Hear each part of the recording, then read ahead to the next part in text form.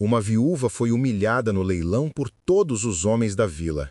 No dia seguinte, toda a tribo Tupinambá se curvou diante dela, e os homens que riram emudeceram como o túmulo. O vento cortante do sertão nordestino açoitava seu rosto enquanto ela permanecia em pé na plataforma de madeira, seu vestido preto esvoaçando na poeira. 20 pares de olhos a encaravam com desprezo, risadas ecoando da varanda do boteco até os currais. O martelo do leiloeiro pairava no ar como um machado de carrasco. Os dedos de Luísa Cordeiro tremiam sobre a pequena bolsa de couro em sua palma, tudo o que restara após enterrar João. O escárnio da multidão pesava mais que as nuvens de tempestade que se acumulavam no horizonte. Atrás dela estava o guerreiro Tupinambá, seu rosto talhado em pedra, sua mão sobre a faca em sua cintura. Ninguém o viu chegar. Ninguém entendia por que ele estava ali, observando. Naquele momento congelado, com as zombarias ainda ecoando pelo terreiro do leilão, Luísa tinha que decidir. Abaixaria a cabeça e fugiria da crueldade deles, preservando o pouco de dignidade que restava, ou manteria sua posição contra uma vila inteira que queria vê-la quebrada.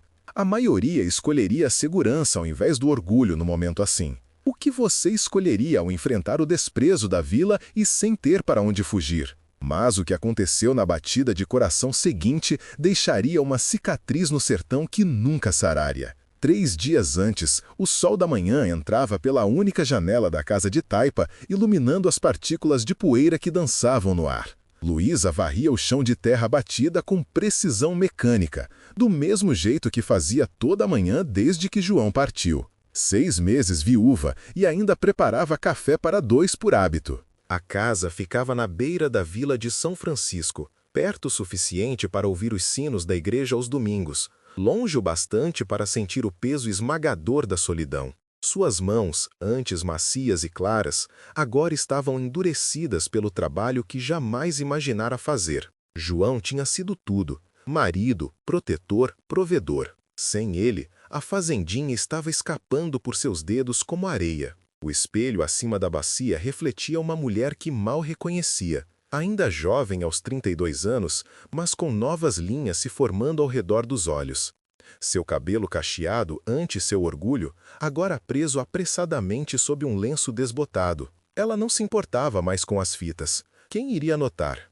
Se histórias de luta e coragem inesperada tocam seu coração, considere se inscrever no canal. Você não vai querer perder o que vem a seguir em contos como este. Seu cabelo cacheado, ante seu orgulho, agora preso apressadamente sobre um lenço desbotado. Ela não se importava mais com as fitas. Quem iria notar? Se histórias de luta e coragem inesperada tocam seu coração, considere se inscrever no canal. Você não vai querer perder o que vem a seguir em contos como este. Luísa reuniu os últimos pertences de João: o relógio de bolso de seu pai, sua aliança de casamento, as esporas prateadas das quais ele tanto se orgulhava. Embrulhou cada objeto cuidadosamente em pano, como se preservasse algo sagrado. O aviso do leilão chegara na semana passada. O banco não esperaria mais. Sem a força de João para trabalhar a terra, as parcelas da hipoteca se acumulavam como tempestade no horizonte. Hoje, ela venderia tudo, exceto as roupas que vestia e a aliança em seu dedo. Amanhã, pegaria o ônibus para o sul, de volta à casa de sua irmã em Recife. De volta a ser Luísa Santos novamente, a viúva fracassada que não conseguiu manter vivo o sonho do marido. Enquanto fechava a porta da casa pelo que seria a última vez, Luísa não viu a figura que observava da colina. Um observador tupinambá, silencioso como sombra, observando-a com olhos curiosos. O terreiro do leilão fervilhava quando Luísa chegou. Lavradores, fazendeiros e moradores se aglomeravam, examinando os pertences da fazenda Cordeiro expostos: ferramentas, móveis, utensílios, a cela de João. Luísa ficou de lado, invisível até o leiloeiro chamá-la. Agora, minha gente, temos algo especial, anunciou o leiloeiro, Sebastião Weber. Sua voz carregava pelo terreiro com autoridade ensaiada. Dona Luísa trouxe alguns objetos pessoais do falecido marido. Coisas de qualidade, viu? Luísa deu um passo à frente, agarrando o seu pequeno embrulho. Foi quando viu a caixa entalhada de madeira na borda da mesa de leilão. Seu coração parou. Dentro estava o antigo sabre da Guarda Nacional de João, a única coisa que pretendia guardar. Alguém o tirara da casa. Isso não está à venda, disse, sua voz soando mais forte do que se sentia. Weber mal olhou para ela. Todos os bens foram confiscados para o leilão, dona. Ordens do banco. Não, o senhor não entende. Esse sabre foi um presente do general. Olha só, rapaziada! Gritou Chico Dantas, dono do boteco, interrompendo-a. A viuvinha acha que ainda tem voz. Risos ondularam pela multidão. Que pena dá, alguém murmurou. Mulher tentando tocar fazenda. Devia ter casado de novo logo em vez de ficar de orgulho, acrescentou outra voz. As bochechas de Luísa ardiam. O sabre fica comigo, insistiu, alcançando a caixa. Weber a afastou. Isso vai conseguir um bom preço. Lembranças militares sempre conseguem.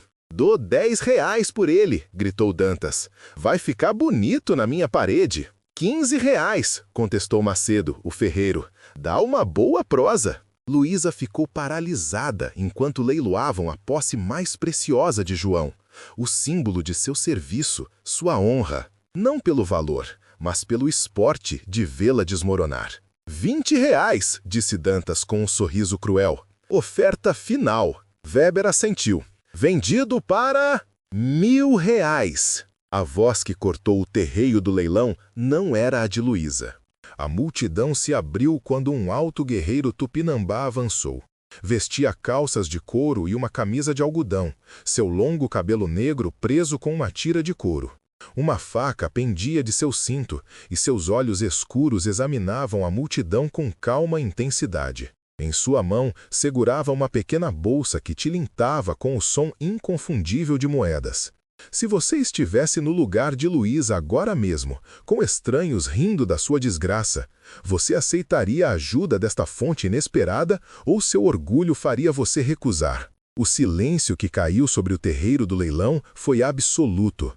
Até os pássaros pareciam ter parado de cantar. O guerreiro tupinambá avançou, suas sandálias não fazendo som algum sobre a terra batida. Colocou a bolsa sobre a mesa de leilões. R$ 1.000, repetiu em português perfeito, pelo sabre e por tudo mais que a mulher trouxe. A boca de Weber abriu e fechou como um peixe fora d'água. Os moradores sussurravam entre si, medo e confusão substituindo a zombaria anterior. Ninguém jamais viu um tupinambá carregando esse tipo de dinheiro. E por que quereria um sabre de oficial da guarda? Peraí, protestou Dantas. Você não pode simplesmente... O guerreiro dirigiu seu olhar para o dono do boteco, que imediatamente se calou. Não havia ameaça em sua expressão, apenas uma certeza que não admitia discussão. Os objetos pertencem à mulher, disse o guerreiro. Vocês desonram sua dor. Luísa olhava para o estranho, incapaz de compreender o que estava acontecendo. O guerreiro encontrou brevemente seus olhos, depois voltou sua atenção para Weber. Conte, disse, empurrando a bolsa para frente. Com dedos trêmulos, Weber abriu a bolsa e derramou o conteúdo sobre a mesa. Cédulas e moedas se espalharam. Mais dinheiro do que Luísa tinha visto em anos. Está tudo aqui, gaguejou Weber. R$ 1.000 exatos. O guerreiro assentiu. Depois, recolheu os pertences de Luísa, a caixa com o sabre de João, o relógio de bolso, as esporas e os poucos outros itens que ela havia trazido, e os entregou a ela. Estes são seus, disse baixinho, como deveriam continuar sendo. Antes que Luísa pudesse encontrar sua voz para agradecê-lo, ele se virou e se afastou, a multidão se abrindo diante dele como água. Na borda do terreiro do leilão, montou um cavalo pintado que ninguém havia notado antes e cavalgou em direção às colinas.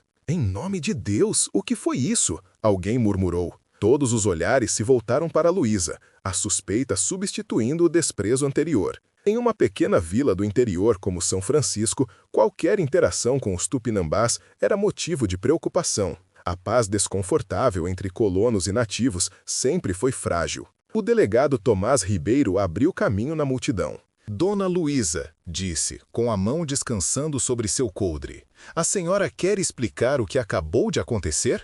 Luísa apertou seus pertences recuperados contra o peito. Eu não o conheço, nunca o vi antes. Ele parece muito interessado nas coisas do seu marido, pressionou o delegado. O João teve algum contato com os tupinambás? Não, disse Luísa. Ele serviu na Guarda Nacional anos atrás, mas... É verdade, interrompeu Dantas. Cordeiro lutou contra os tupinambás em 88. Então, por que um deles pagaria bom dinheiro pelo sabre dele? Seus olhos se estreitaram. A menos que tenha algo que a senhora não está contando, dona Luísa. Luísa balançou a cabeça. Não tem nada para contar. Não sei por que ele fez isso. Talvez ela esteja negociando com eles, sugeriu alguém. Ou, coisa pior, acrescentou outra voz. A expressão do delegado Ribeiro endureceu. Acho melhor a senhora vir até minha delegacia, dona Luísa. Precisamos conversar sobre seu amigo. Luísa olhou ao redor para o círculo de rostos hostis. Essas eram pessoas que conhecia há anos, vizinhos, companheiros de igreja. Agora a olhavam como se fosse uma estranha, uma ameaça. Não fiz nada de errado, disse, sua voz firme apesar do coração acelerado. Então não vai se importar em responder algumas perguntas, insistiu Ribeiro, pegando-a pelo braço. Enquanto o delegado a afastava, Luísa vislumbrou uma figura observando da sombra do curral. Outro tupinambá, mais jovem que o guerreiro que havia intervindo. Seus olhos se encontraram por um breve momento antes que ele desaparecesse. Você defenderia Luísa se estivesse na multidão ou ficaria calado para se proteger da crescente suspeita do povoado? Na delegacia, Luísa sentou-se ereta numa cadeira de madeira dura. As paredes pareciam se fechar ao seu redor enquanto o Ribeiro andava pelo chão, suas botas batendo nas tábuas com regularidade ameaçadora. Pela janela, ela podia ver moradores se reunindo, seus rostos escurecidos pela especulação. Vamos tentar de novo, disse Ribeiro. Por que um guerreiro tupinambá pagaria uma fortuna pelos pertences do seu marido? Já disse, delegado, não sei. Dona Luísa, isso não é mais só sobre a senhora. Se há atividade tupinambá ao redor de São Francisco, toda a vila pode estar em risco. Luísa sentiu um lampejo de indignação. Ele me ajudou, não ameaçou ninguém. Não é assim que os índios agem, contestou Ribeiro. Não oferecem caridade a mulheres brancas sem razão. Antes que Luísa pudesse responder, a porta se abriu. Seu Feitosa, o banqueiro, entrou, seguido por 3 membros do conselho da vila. Delegado, disse Feitosa, sua voz grave, precisamos discutir a situação. Ribeiro assentiu. Dona Luísa estava prestes a explicar sua ligação com os tupinambás. Não existe ligação nenhuma, insistiu Luísa. Feitosa ajustou seus óculos. Então, talvez possa explicar isto. Colocou um pedaço de papel dobrado sobre a mesa. Foi encontrado entre os papéis do seu marido quando limpamos a fazenda. Luísa se inclinou para ver um esboço desbotado. Uma unidade da Guarda Nacional a cavalo com João à frente. Atrás deles, um grupo de mulheres e crianças tupinambás aglomeradas. Era uma cena de uma invasão, ela percebeu. Uma invasão da qual seu marido tinha participado. João nunca falou sobre isso, sussurrou. Seu marido fez parte da força que capturou a família de Pedra Negra, disse Feitosa. Pedra Negra, um dos caciques guerreiros mais temidos. O homem que acabamos de ver pode muito bem estar ligado a ele. A mente de Luísa corria. João raramente falava sobre seu tempo na guarda. Tinha sido atormentado por pesadelos, sim, mas nunca compartilhou seu conteúdo. Se o povo de Pedra Negra está de volta, disse um dos conselheiros, todos podemos estar em perigo. Eles podem estar planejando, acrescentou o outro. Usando a viúva como forma de entrar. Isso é absurdo, protestou Luísa. Vou embora amanhã. Pego o ônibus para o sul. Ribeiro sacudiu a cabeça. Não posso permitir que faça isso, dona Luísa. Não até descobrirmos o que está acontecendo. O senhor está me mantendo prisioneira? Estou mantendo a senhora em segurança, corrigiu Ribeiro. E a vila também. Vai ficar na pensão esta noite, sob vigilância. Enquanto a escuridão caía sobre São Francisco, Luísa sentava-se junto à janela de seu quarto na pensão, observando a rua abaixo. 2 homens estavam parados em frente à entrada, seus guardas, embora Ribeiro os tivesse chamado de proteção.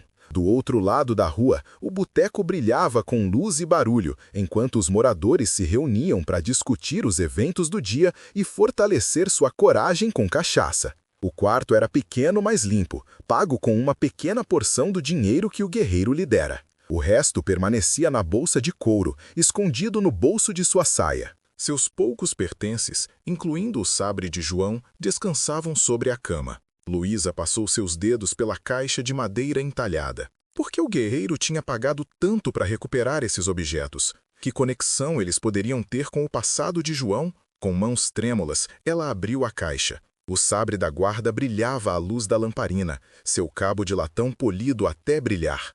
João sempre o mantivera impecável. Ela deslizou a lâmina parcialmente da bainha, revelando uma inscrição perto do cabo, palavras que nunca tinha notado antes. Ao Tenente J. Cordeiro, honra acima de tudo, 1888. Enquanto Luísa traçava as palavras com a ponta do dedo, um som suave chamou sua atenção para a janela. Uma pedra bateu no vidro, depois outra. Olhou para baixo e viu uma figura entre as sombras, o jovem Tupinambá que tinha vislumbrado antes. Ele fez gestos urgentes para que descesse. Luísa hesitou. Confiar nele significava desafiar o delegado e arriscar a ira do povoado. Ignorá-lo poderia significar perder sua única chance de entender o que estava acontecendo. Decisão tomada, Luísa pegou o sabre de João e sua pequena bolsa. A pensão tinha uma escada nos fundos usada pelas empregadas. Se fosse silenciosa o suficiente. O ar noturno era fresco contra seu rosto enquanto Luísa escapava pela porta dos fundos da pensão. O jovem Tupinambá estava esperando, seu dedo pressionado contra seus lábios num gesto universal de silêncio. Não poderia ter mais de 16 anos, com olhos agudos que não perdiam nada. Venha, sussurrou. Aqui não seguro. Quem é você? Perguntou Luísa. Por que aquele guerreiro me ajudou? Depois, respondeu o rapaz. Vamos agora. E naquele silêncio, com a suspeita do povoado crescendo atrás dela, a própria terra parecia prender a respiração. Se você estivesse no lugar de Luísa, confiaria neste jovem estranho e fugiria na noite, ou voltaria para a falsa segurança do seu quarto vigiado? Luísa seguiu o rapaz pelas ruas escuras de São Francisco, mantendo-se nas sombras. Seu coração batia no peito como tambor de guerra. O rapaz se movia com a facilidade praticada de alguém que já navegara território hostil antes, parando em cada esquina, escutando se havia perseguição. Chegaram à beira do povoado, onde 2 cavalos esperavam, amarrados a um juazeiro. O rapaz montou um e fez sinal para Luísa pegar o outro. Nem sei seu nome, sussurrou Luísa. Pajé Veloz, respondeu. Cavalgamos agora, perguntas depois. Cavalgaram pela noite, seguindo trilhas invisíveis aos olhos de Luísa. A paisagem do sertão se transformou sob a luz da lua, bela e alienígena. Depois do que pareceram horas, começaram a subir para as colinas. As coxas de Luísa doíam pela cavalgada desacostumada, mas não disse nada. Finalmente, quando o céu oriental começava a clarear, Pajé Veloz a conduziu a uma grota escondida. Um pequeno acampamento surgiu à vista. Não uma aldeia completa, mas uma reunião temporária de talvez 30 tupinambás. À sua aproximação, guerreiros emergiram dos abrigos, mãos sobre as armas. Mulheres reuniram as crianças perto. Todos os olhos se fixaram em Luísa, com uma mistura de curiosidade e cautela. O guerreiro do leilão deu um passo à frente. Na crescente luz do amanhecer, Luísa podia vê-lo mais claramente. Um homem de uns 40 anos, talvez, com dignidade gravada em cada linha de seu rosto. Uma cicatriz dentada corria de sua têmpora até seu queixo, testemunho de batalhas travadas há muito tempo. Sou o Gavião Alto, disse. Está segura aqui, Luísa Cordeiro. Luísa deslizou de seu cavalo, suas pernas quase cedendo sobre ela. Como sabe meu nome? Por que me ajudou? Gavião Alto fez um gesto em direção a uma fogueira. Venha, coma primeiro, depois conversamos. Uma mulher mais velha trouxe a Luísa uma cuia de madeira com caldo e uma caneca de algo quente que cheirava a ervas. A comida a reanimou, aquecendo-a por dentro. Ao seu redor, o acampamento seguia sua rotina matinal, embora muitos ainda a observassem como expressões cautelosas. Quando terminou de comer, Gavião Alto sentou-se diante dela. Mostre-me o sabre, disse. Luísa hesitou. Depois, desembrulhou o sabre da guarda e o entregou. Gavião Alto o examinou cuidadosamente, sua expressão ilegível. Finalmente, apontou para a inscrição. Você sabe o que isso realmente significa? Perguntou. Luísa balançou a cabeça. Seu marido estava com os guardas quando atacaram nosso acampamento de inverno, disse Gavião Alto. Eu era um jovem guerreiro então. Eles vieram ao amanhecer, como covardes. Sua voz não continha raiva, apenas uma profunda tristeza. Muitos morreram. Mulheres, crianças, velhos. Luísa sentiu um arrepio apesar do sol matinal. João nunca falou sobre isso. Não, concordou o Gavião Alto. Os homens raramente falam de sua vergonha. Girou o sabre, deixando a luz do sol refletir ao longo da lâmina. Mas seu marido era diferente. Quando os outros estavam matando nosso povo, ele virou sua arma contra os seus. Luísa o encarou com incredulidade. O quê? O tenente João Cordeiro se colocou entre seus soldados e nossas mulheres e crianças. Lutou contra seus próprios homens para proteger os indefesos. Os olhos de Gavião Alto seguravam os seus. Salvou minha irmã e seu filho recém-nascido naquele dia. Salvou muitos? A mão de Luísa foi à boca. Isso não pode ser.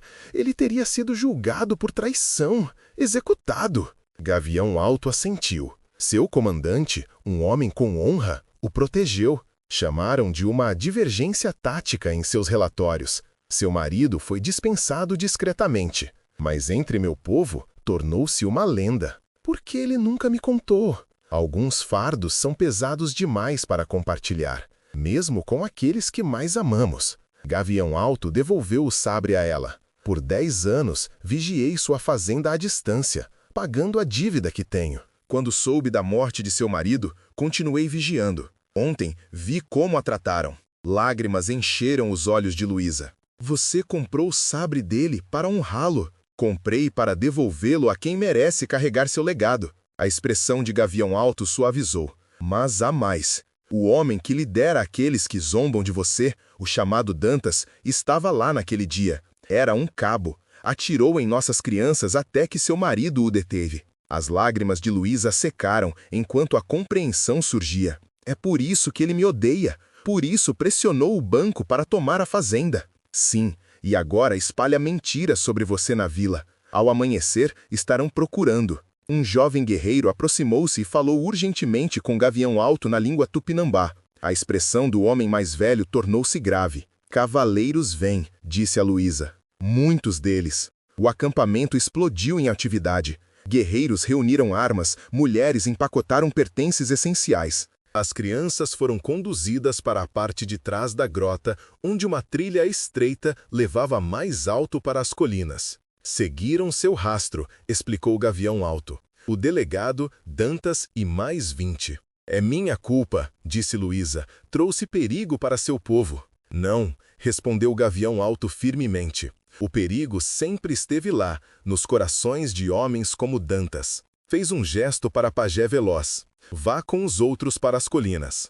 Luísa sacudiu a cabeça. Não vou fugir mais. Isso tem que acabar. Pegou o sabre de João. Vou enfrentá-los. Eles não vão ouvir uma mulher, advertiu Gavião Alto. Especialmente não com Dantas envenenando suas mentes. Então preciso de provas. Luísa sustentou seu olhar firmemente. Tem mais alguém que viu o que João fez naquele dia? Alguém que possa confirmar sua história? Gavião Alto considerou por um momento. Depois assentiu lentamente. Há uma. A comandante que protegeu seu marido. Virou-se para um de seus guerreiros e falou rapidamente em tupinambá.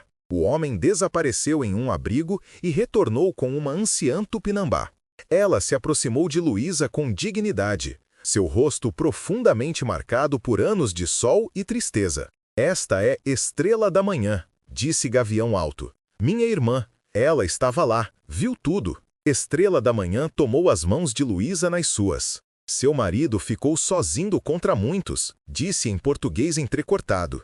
Salvou meu filho que agora lidera nosso povo. Os olhos de Luísa se arregalaram em compreensão. Pedra Negra é seu filho? Estrela da Manhã assentiu. Era só um bebê então. Agora é um grande cacique. E vem. Pedra Negra vem aqui? Perguntou Luísa com alarme em sua voz. Vem honrar a viúva do homem que o salvou, explicou Gavião Alto. Toda a tribo reconhecerá a dívida que tem. O som de cavalos se aproximando ecoou pela grota. Luísa olhou de Gavião Alto para a Estrela da Manhã, depois para o sabre em suas mãos. Naquele momento, entendeu o que João tinha feito e o que ela devia fazer agora.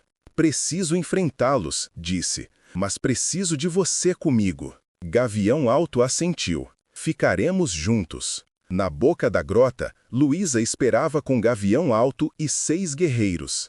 Atrás deles, o acampamento tinha desaparecido. Mulheres, crianças e a maioria das posses levadas para as partes mais altas das colinas. Apenas alguns abrigos vazios permaneciam como evidência de que alguém estivesse ali. Os cavaleiros apareceram, o delegado Ribeiro à frente, com Dantas logo atrás. Controlaram seus cavalos ante a visão de Luísa de pé com os tupinambás. Dona Luísa, chamou Ribeiro, sua mão sobre sua arma. Afaste-se deles, viemos levá-la para casa. Esta mulher está sob nossa proteção, respondeu Gavião Alto. Fica por escolha própria. Dantas empurrou seu cavalo para frente. Tá vendo, delegado? Eu disse que ela estava mancomunada com eles. Provavelmente tá há tempos. Luísa deu um passo à frente, o sabre de João em sua mão.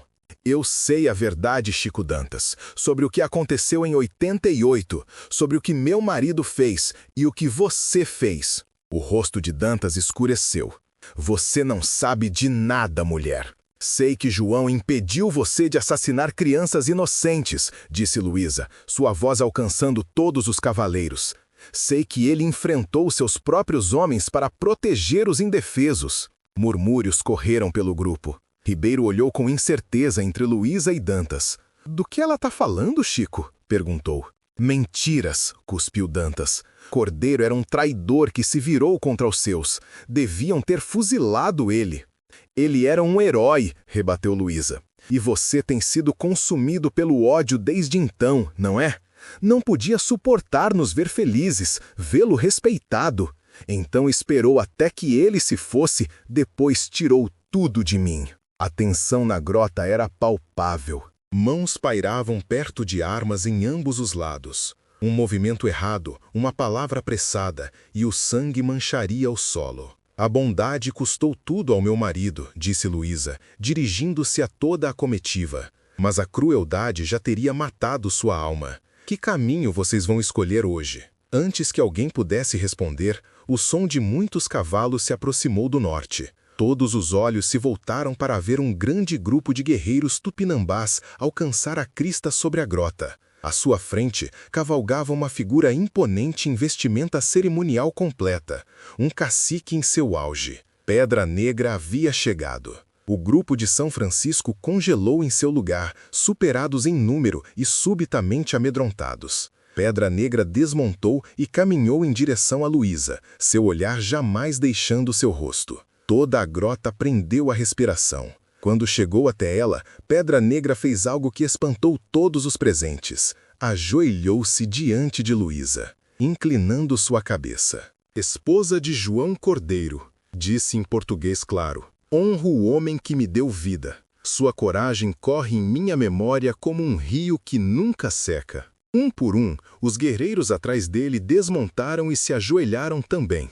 Estrela da Manhã avançou e colocou suas mãos nos ombros do filho, lágrimas correndo por suas bochechas enrugadas. Este é o menino que seu marido salvou, disse a Luísa. Agora ele lidera nosso povo com sabedoria e força. Os homens de São Francisco observaram atônitos enquanto toda a tribo Tupinambá se curvava diante da viúva de quem haviam zombado apenas um dia antes. O delegado Ribeiro tirou seu chapéu lentamente. Chico, disse em voz baixa, acho melhor você começar a explicar o que realmente aconteceu em 88. O rosto de Dantas estava cinzento, sua bravata desaparecida. A verdade que ele havia enterrado por tanto tempo finalmente vinha à tona para que todos vissem. Luísa permaneceu ereta, o sabre de João brilhando ao sol da manhã. Naquele momento, ela não era apenas uma viúva lutando para sobreviver. Era a guardiã do legado de seu marido, um legado de coragem que havia mudado vidas em 2 mundos muito diferentes. Meu marido escolheu a compaixão quando outros escolheram o ódio, disse, sua voz forte e clara. Honrarei essa escolha pelo resto dos meus dias. Pedra Negra se levantou e estendeu sua mão. A dívida que temos nunca poderá ser totalmente paga. Mas hoje, começamos. Quando Luísa apertou sua mão, um novo capítulo começou. Não apenas para ela, mas para São Francisco e os Tupinambás. Um capítulo construído sobre verdade, respeito e a coragem de um homem que ousou ficar sozinho contra a maré do ódio. Anos depois, viajantes passando pelo sertão falariam de uma visão incomum. Um próspero posto comercial na beira das terras tupinambás, administrado por uma mulher de cabelo cacheado que falava a língua nativa com surpreendente fluência. Diziam que ela vivia sob a proteção pessoal do próprio Pedra Negra e que tanto sertanejas quanto tupinambás vinham até ela em busca de conselho. Diziam que ela mantinha um sabre da Guarda Nacional montado acima de sua porta, não como uma arma, mas como lembrança de que a coragem de uma pessoa poderia criar ondas que mudavam o curso de muitas vidas. Você teria arriscado tudo, como Joel Cordeiro fez, por pessoas que lhe ensinaram a temer? Teria encontrado a força, como Luísa fez, para levar esse legado adiante? Inscreva-se para mais histórias poderosas de coragem e redenção como esta e clique no vídeo na tela para assistir nossa próxima história do sertão, com uma reviravolta tão profunda que permanecerá com você muito depois que a tela escurecer.